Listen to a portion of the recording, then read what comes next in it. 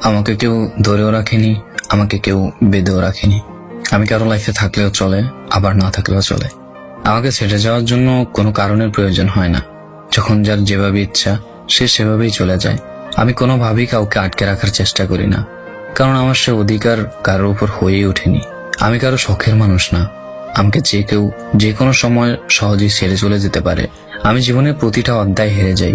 আমার কোনো বন্ধু নেই, কিন্তু আমার বন্ধুর কোনো অভাব নেই, কারণ আমি যাদের বন্ধু ভাবি তাদের অন্য বন্ধু থাকলেও আমি তাদের তালিকায় নেই।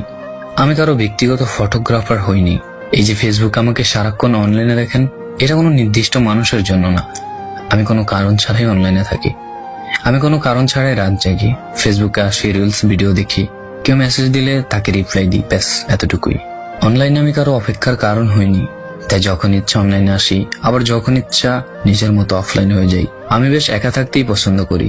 স্কুল হোক কিংবা যে কোনো জায়গায় হোক, আমি একাই স্বাচ্ছন্দ্য বোধ করি থাকতে।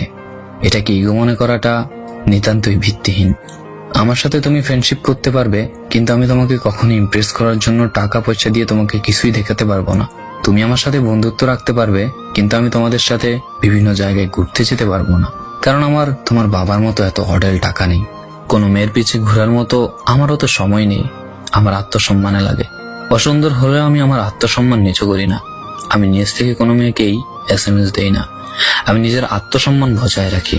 কাউকে ঘৃণা করার মতো মানুষ আমি নই। হয় প্রচন্ডভাবে ভালোবাসবো, নয় একদম চুপ হয়ে দূরে সরে যাব।